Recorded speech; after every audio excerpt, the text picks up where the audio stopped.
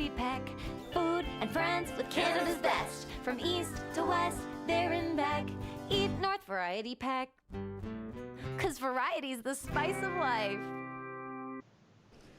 Hello and welcome to another episode of Eat North Variety Pack. We are a mixed bag of a show, but in the best way. We've got food, drinks, music, tons of great conversations. If this is your first time watching the show, make sure to hit subscribe so you can stay up to date because we want to see you here next week. Now let's bring on my co-hosts. Mairlyn Smith, Deepi, Harish. Hello, ladies. Hello. Hello. Thanks for joining me on the show tonight as always.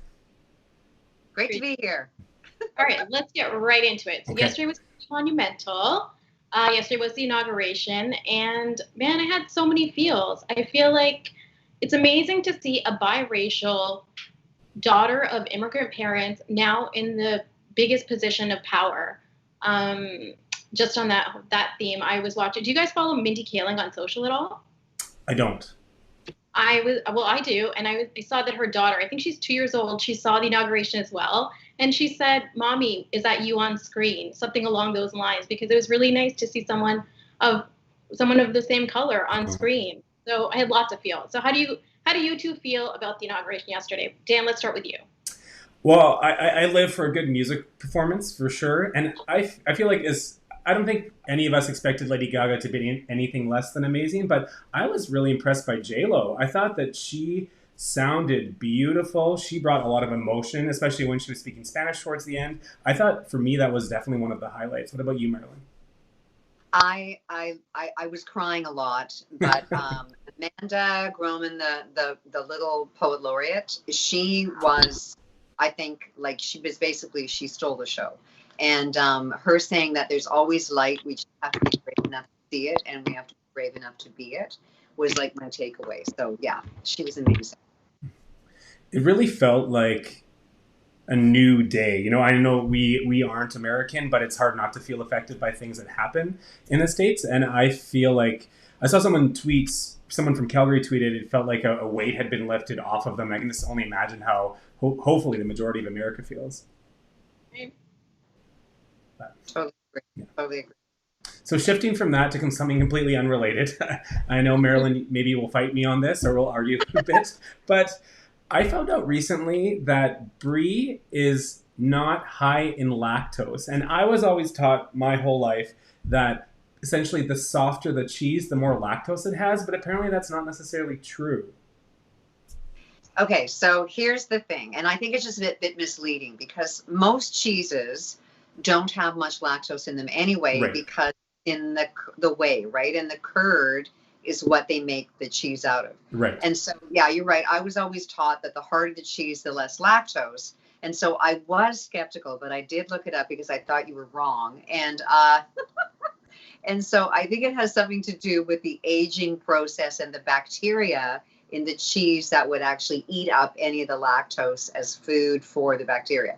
I don't know. Fascinating. But yeah, it is. I mean, I think cheese in general. I mean, cheese is a miracle. I mean, the way they make cheese, if people really knew what they were, they're like, what do you mean it takes 20 years to get a good part? So yeah, so cheese is a miracle food, and I am lactose intolerant, but I've always been able to have a little bit of cheese. But my secret for lactose intolerant is that you can eat chocolate ice cream because the fiber in the cocoa, in the chocolate, slows the motility down in your GI. So I've always been able to eat chocolate ice cream, and you're welcome. Okay, well there we go. I think it's a good point that you raise about most cheeses being low in lactose, because I think that's maybe where people misunderstand it. And it's my impression that the fresher the cheese, generally the higher the lactose. So if it is something like a burrata or a freshly made mozzarella, it probably is much higher in lactose than another type of cheese you might find at the grocery store. Yep, that's true. Okay, so switching gears again, because that's what we're all about. And thanks for the argument. It wasn't really that much. No, it was good. Still best friends. Yeah. Drop the gloves. I'm going to smack you in the head. Anyway, yeah, I'm a little violent living in the house with my husband. Anyway, he's watching hockey. Anyway, okay, so trends. All right. One of my favorite people in the whole world is coming on the show tonight. Dana McCauley. I'm such a big fan of hers. And I just want to say that, I look at trends as a professional home economist, but I love what she has to say. I'm going to take bets. Okay. So we're going to see who's right. But I'm thinking one of the trends for 2021 is immune supporting foods. Okay. So I'm throwing that into the ring. Mm-hmm. And okay, Deepi, what do you think is going to be one of the trends this year? Home cooking. Just more home cooking, elevating their game. I think we touched on this a little a few episodes ago, but yeah, I definitely think people are going to be upping their game when it comes to plating their food at home, taking more risks at home, baking more. We might see yeast becoming the hot commodity again, like we did at the beginning of the pandemic. Those were crazy times. But I think for me, if I had to put my money on one thing, and I'm curious to see if Dana McCauley does agree with this or with any of us, I think there will be a huge boom in the trend of sustainable packaging for products. And I think we've also touched on this a bit before in a past episode when Irene Mattis was on the show. Irene, pardon me. And for me, I think that will become more front of mind for consumers. Yeah, no, that's a good one. I hope so too. Okay, so we're gonna throw all of our money. We're gonna do a bet. Okay, so I'm saying $5. That's all I've got. So whoever, I'm thinking I'm gonna get $10 off you two clowns. Anyway, so okay, we'll see what. We'll see what happens. Well, should we bring on the ultimate food trends and innovations expert to tell us if we're right or not? Yes. Okay, sounds good. So we introed her a little bit before, but Dana McCauley is the CEO of Blue Unicorn Innovation. Definitely one of the top authorities on food trends as they pertain to primarily the grocery industry, but also in restaurants as well. Let's bring her on to say hello. Dana McCauley, thank you for joining us again on the show. Yeah. Hello, you guys. It's always great to chat with you, and I love chatting with you at this time of year because, you know what, it's the trend forecasting season. I think anytime between December and end of January, people are always talking about food trends. That's true. At the beginning of my career, it was purely the week between Christmas and New Year's, but now trends are a trend. And the season certainly has its peak between like November and the end of January. But the hungry for trends people keep me busy all year round these days. It's quite fun. So trends have become a larger trend, which is great. In terms of trend forecasting, what I think is interesting in the past few years is I've noticed a lot of brands actually reach out via their PR person to me to tell me the trends that they're forecasting through their brand. Have you noticed more of that? Yeah, absolutely. I mean, I started this food trend hat wearing way back in 1996, and at that time it was kind of a novelty to think about food in a very consumer centric way. At that point, it was sort of a trickle down thing. Chefs discovered ingredients, food writers wrote about the chefs, other food writers made recipes that used those ingredients, and it got down to the consumer. But now we have a lot more empathy for the consumer and what their problems are. And trends has become an important way of understanding how to launch products and content that will speak to what people want. So it's I guess it's a little bit more democratic. Is it sort of a vicious circle, what people want and what brands are telling them to want? Like when does a person actually decide what they want to purchase? It's a great point. And that's why there's so many products that get launched and don't get relisted, right? So if you, and Mairlyn and you will corroborate, we've both been in this business long enough, how many cheese companies and how many appliance companies have told us fondue is back. Guess what? It's never back. It's like never back, like it's never out of style or it's not cool. Because I just had fondue on the weekend. I need to know if I'm relevant. But the fact is that it's people who want to sell stuff who say that kind of thing, right? So you don't see the sales go up very much. Although fondue did have a moment last fall because of COVID and people just dying to do something, anything more interesting than they had done for months and months and months. But the last 25 years, every June when that press release comes out and they basically want to sell fondue pots to brides. No, that was not a trend. Okay. So what really is important is understanding the drivers behind the behavior. And that's where Mairlyn was spot on, because we're all concerned about our health right now. So even companies that had the same product on the market for a long time with a claim of saying high antioxidant or anti-aging, they're switching around their language and starting to use the word immunity, because who isn't freaked out about getting sick? Absolutely. Okay, so is that $5 for me? Damn it. We were both wrong. Well, maybe we're sort of right. Maryland's the Not most wrong, Let's go with that. but I will also point out that I have written about this immunity thing quite a bit recently, and maybe she doesn't remember reading it, but maybe Mairlyn did some homework. So here's the thing, though. Yeah, I did. I'm cheap. Okay, but I've been hoping that people would start realizing that, because I wrote a cookbook about fiber, and that fiber really is one of the best ways to support your immune system, because you're giving it all. So I was really hoping. So I wasn't searching for trends. I was searching for, is the word immunity getting to be more popular? So I was really thrilled to see that it was. So now that you're telling me it's a trend too, Yeah, absolutely. But no, to Deepa's point, I think you're right and you're wrong. I think that people are, like I said, they're just so desperate for something different and novel, and to add some kind of excitement to mealtime. But I also think they're really fatigued with cooking, Deepa, and I think that you're going to see a lot more interesting sauces and ways to, sort of tweak and change basic things like a piece of chicken or a block of tofu to make it more interesting, because I know that a lot of the people who were all gung-ho for baking and cooking back in the spring and summer, they're just over it. They just want something simple. And I think the number one phrase I've heard all January from people in business, family, friends, on following Twitter, is everybody's just like, I'm done. And so I think good quality experiential convenience products, like having a pantry with lots of good stuff that you can grab and use quickly to sort of create that that verisimilitude of going out for Thai or going out for Japanese or what have you. I think those kinds of products are probably selling pretty darn fast right now.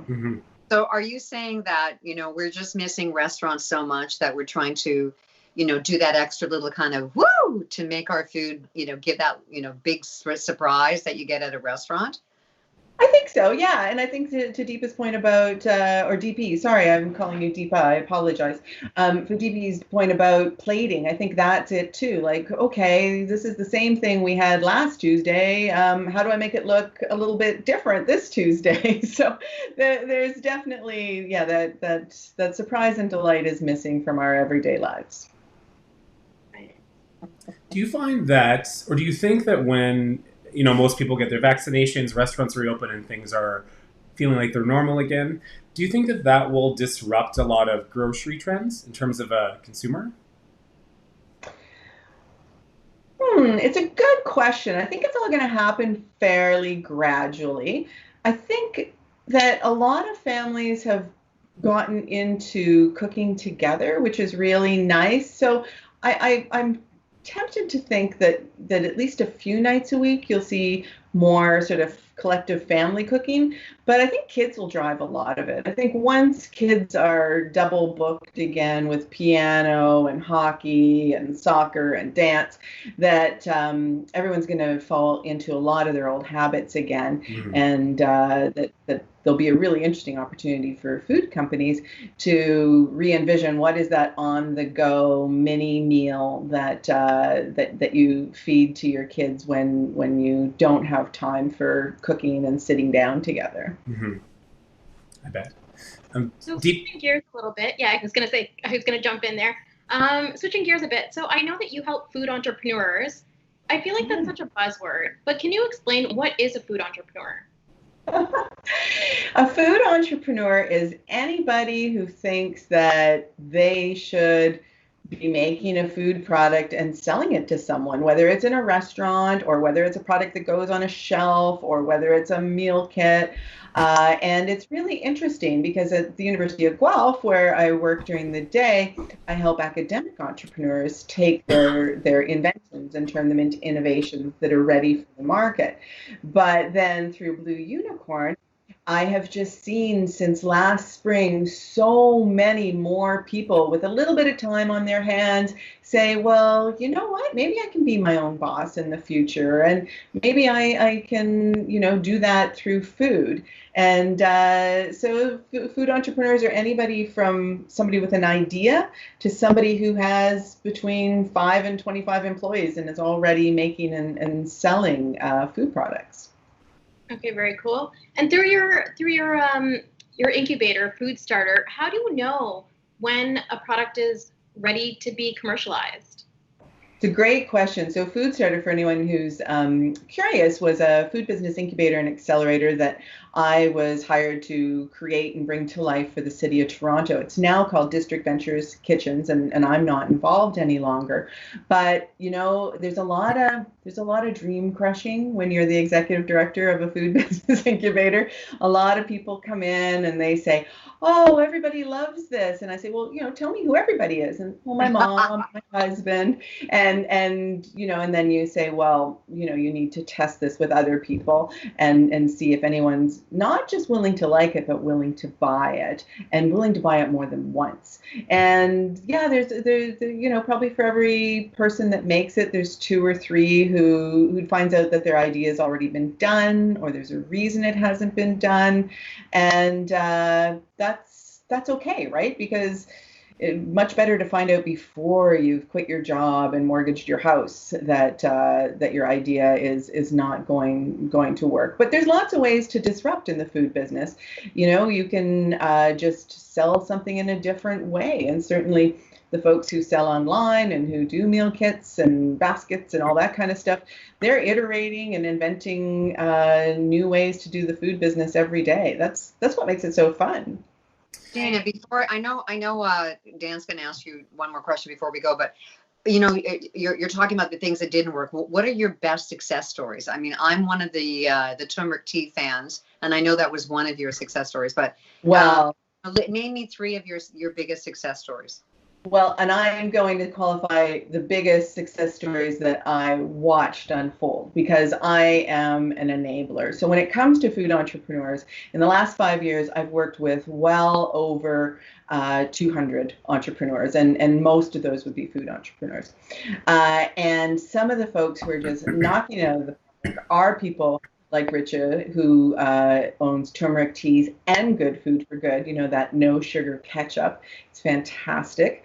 Also, I've seen Partake, which is a non-alcoholic beer, quite different from a de-alcoholized beer. They got millions of dollars in U.S. venture capital last fall, and they are now in even LCBOs and Loblaws and other big grocery stores, both in Canada and the U.S. So I'm super proud of them. And it went from just somebody who had a gluten problem of his own and said, you know what, I need a beer that I can drink. And sorry, not a gluten problem, a Crohn's disease problem of his own. And he invented a product for himself. Turned out lots of other people wanted it as well. And a third, there's so many. But a company that I always love to watch what they're doing is Switch Grocery, not a food product, but a food platform. Super clever entrepreneur, Naya Sharnalia. She's a CPA, and she said, hey, I want to disrupt the way people buy groceries that are, low glycemic, high protein. So she created this amazing platform, and it's become this community, and she's become this amazing curator and icon in that special food need community, and is just crushing it. Very cool. Before we let you go, I want to throw back to the Food Network series you were on originally. I think it was about 10 years ago now, Recipe to Riches. And I always loved the format of the show. I think for me, out of all the shows Food Network Canada has made, it was one of my favorite formats of competition series. And looking back at being part of that judging panel now, was there anything that you saw go through the competition that would be a popular product today? Great question. I mean, in fact, one of our winners was the butter chicken lasagna that was on sale, I think, until just a year or so ago. But yeah, I think there were lots of great products there, and home cooks, they are like everyone, which is why a show like that really works.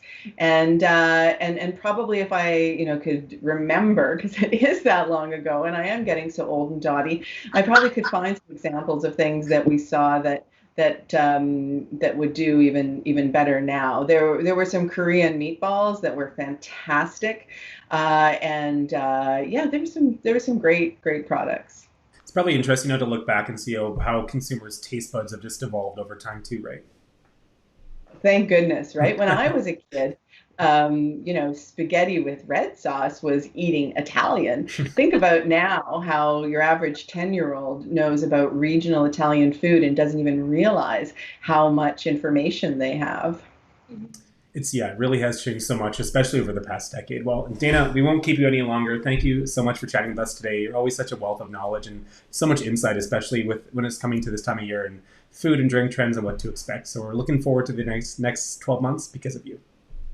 Okay, but before she goes, okay. Before you go, did I win the money?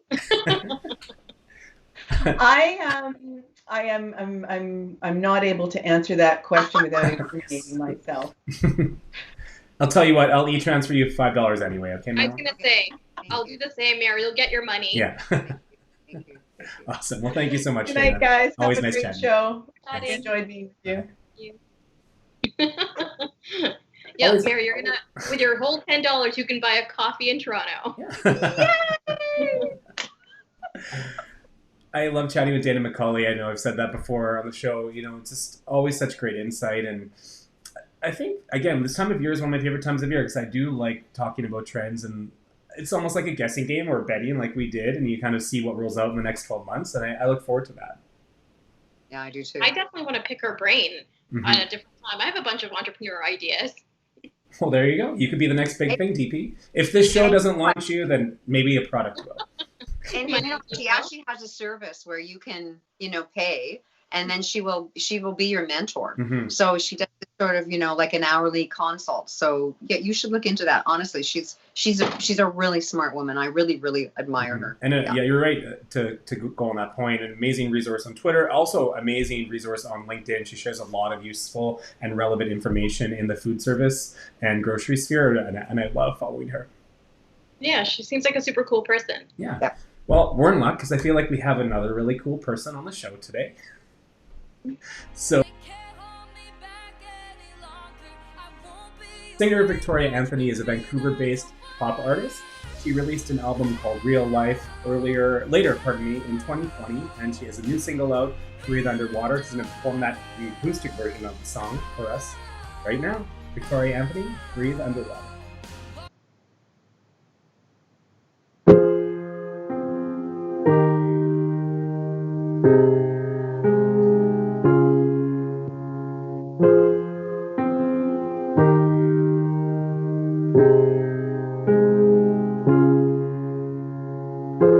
Close my eyes not to hear what the world's trying to tell me,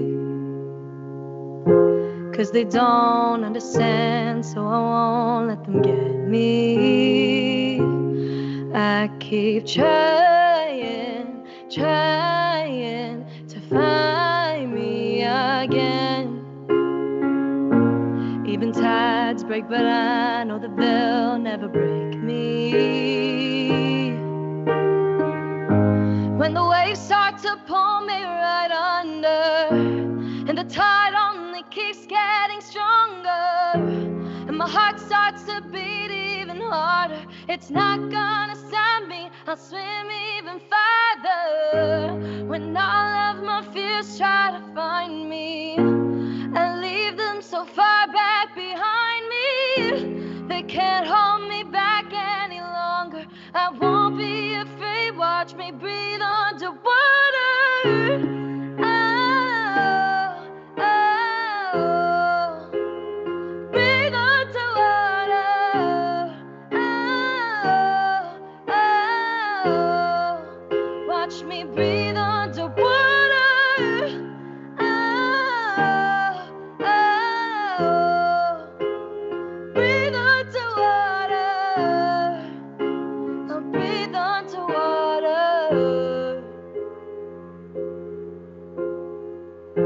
Open eyes, open heart, under here so much clearer. Now I'm not blind, blind. There's so much that I have been missing. When the waves start to pull me right under, and the tide only keeps getting stronger, and my heart starts to beat even harder. It's not gonna stop me, I'll swim even farther. When all of my fears try to find me, I leave them so far back behind me. They can't hold me back any longer. I won't be afraid. Watch me breathe underwater. Oh, oh, breathe underwater. Oh, oh, watch me breathe underwater. Oh, oh, breathe underwater. I'll breathe underwater.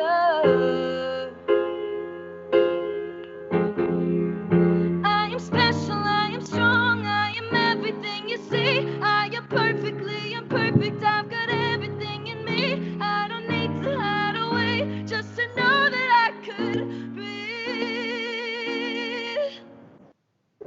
When all of my fears try to find me, I leave them so far back behind me. They can't hold me back any longer. I won't be afraid. Watch me breathe underwater. Oh, breathe underwater. Oh, oh, watch me breathe underwater. Oh, oh, breathe underwater. I'll breathe underwater. Breathe.